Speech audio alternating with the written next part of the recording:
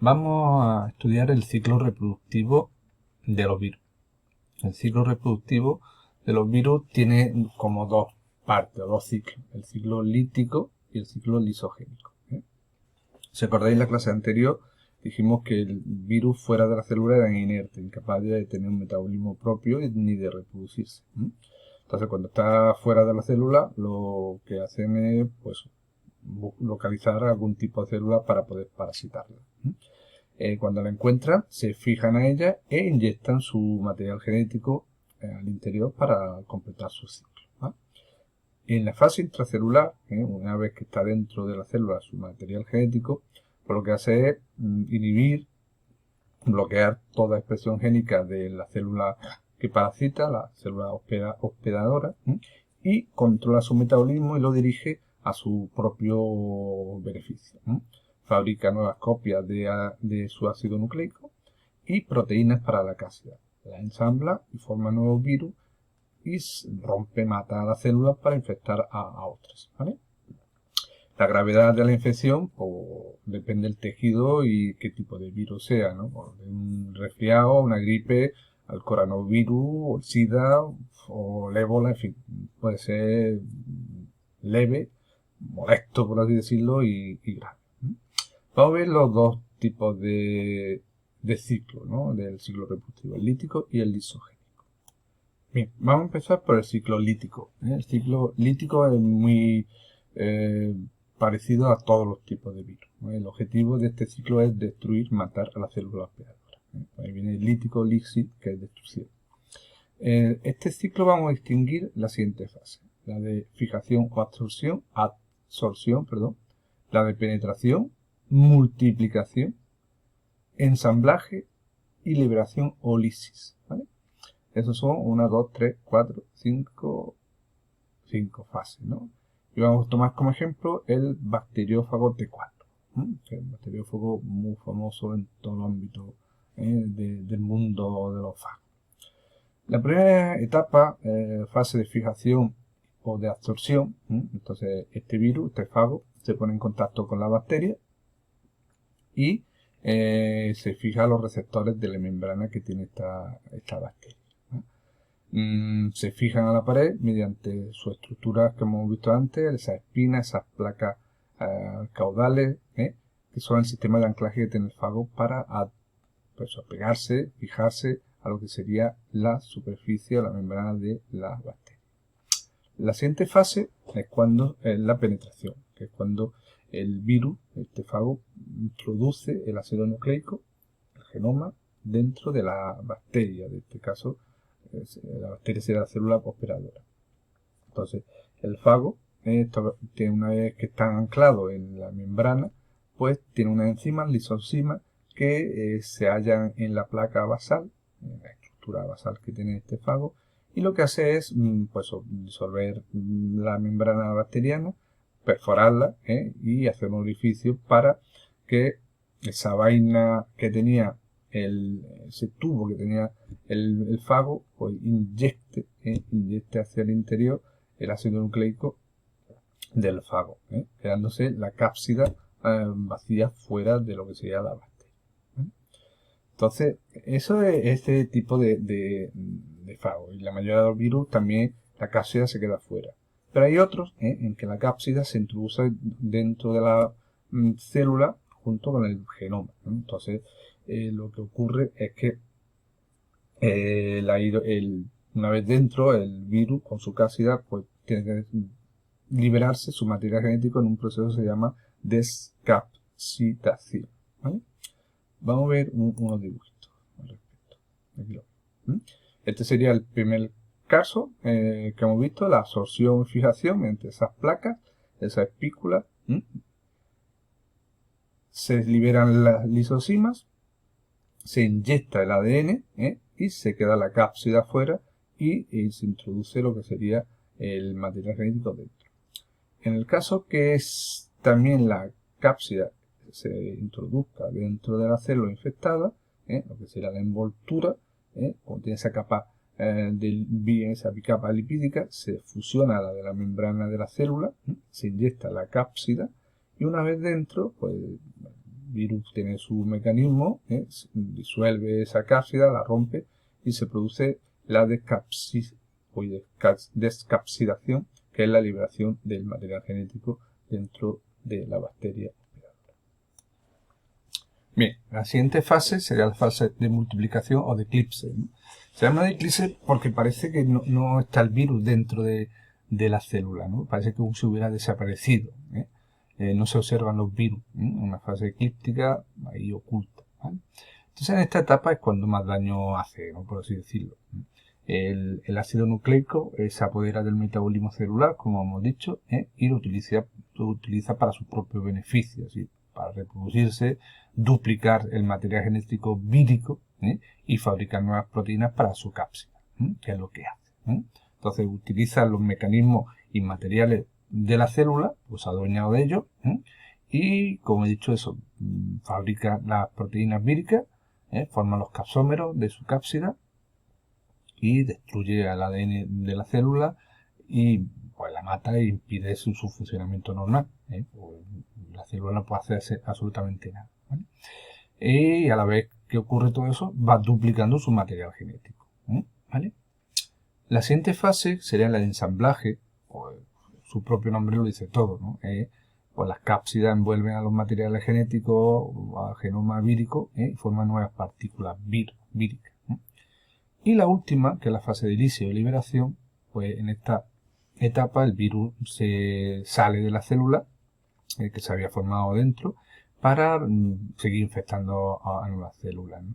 Entonces lo rompe mediante enzimas que tiene, que ha fabricado ella misma cuando estaba dentro, y entonces pues nada, se quedan libres por el plasma, por la sangre, por los líquidos internos del organismo para infectar nuevas células, ¿vale?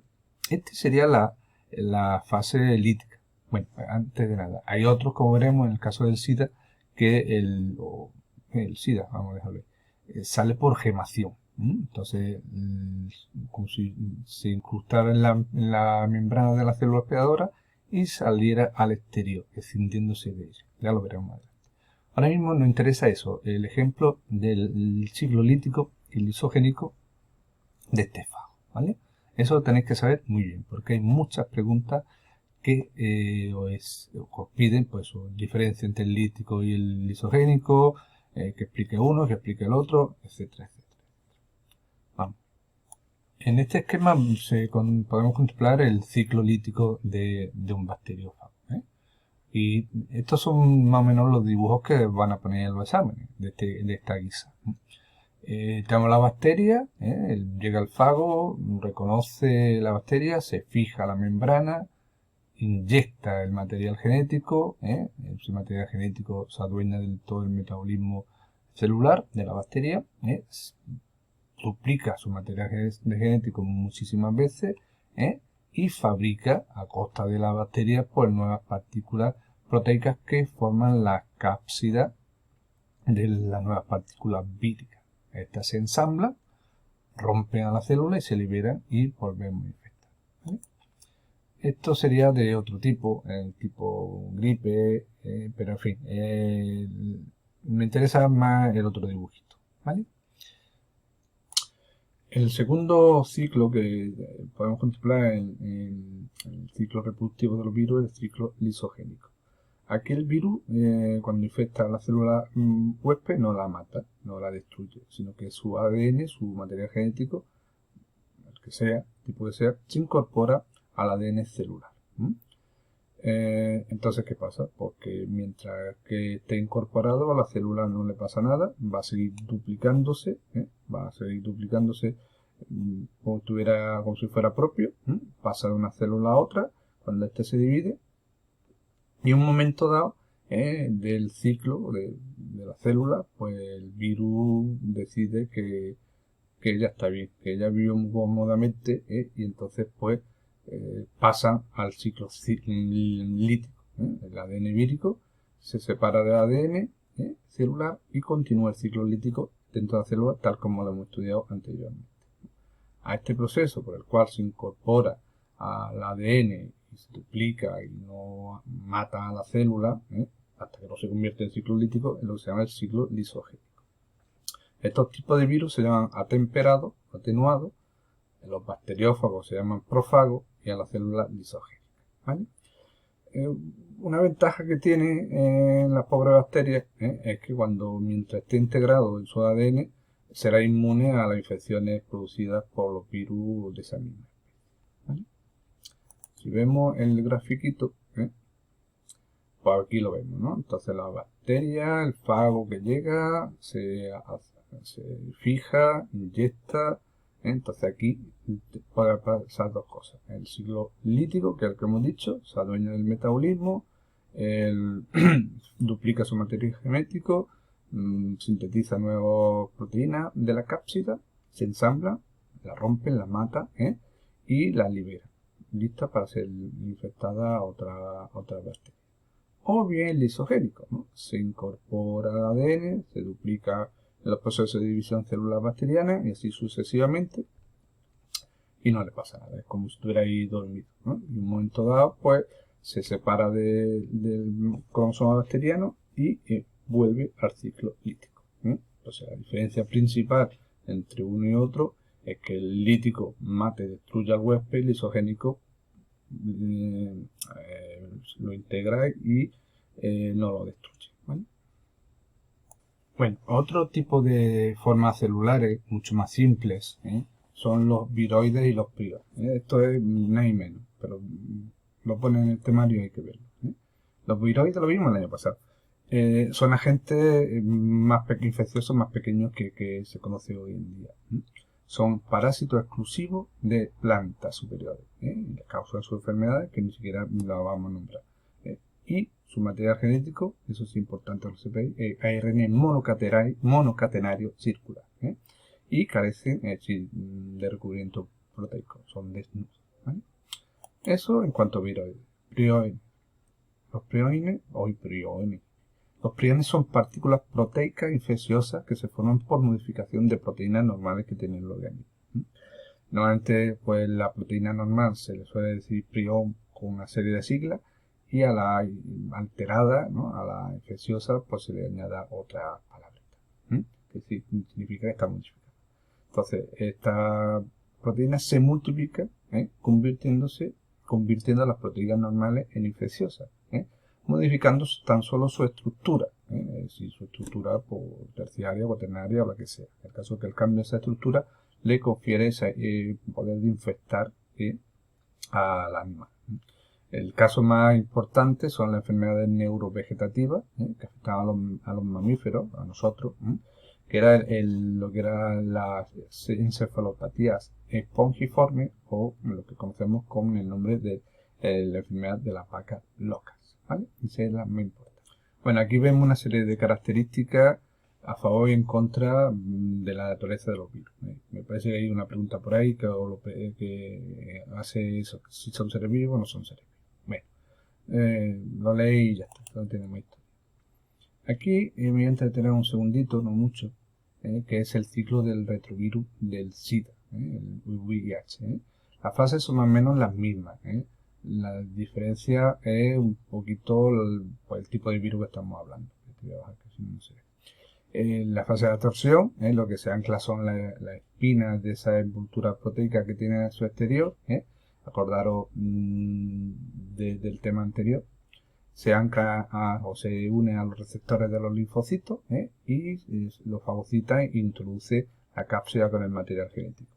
Una vez dentro, hace que se disuelva esa cápsida, un proceso de descapsidación, y libera el ARN.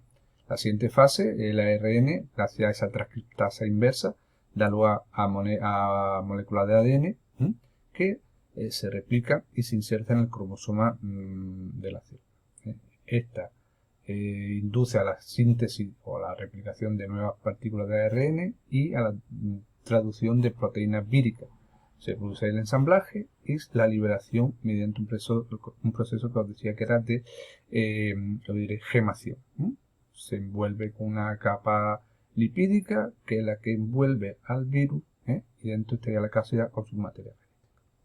Pues bueno, pues eso es todo por ahora de los virus. Fuerza.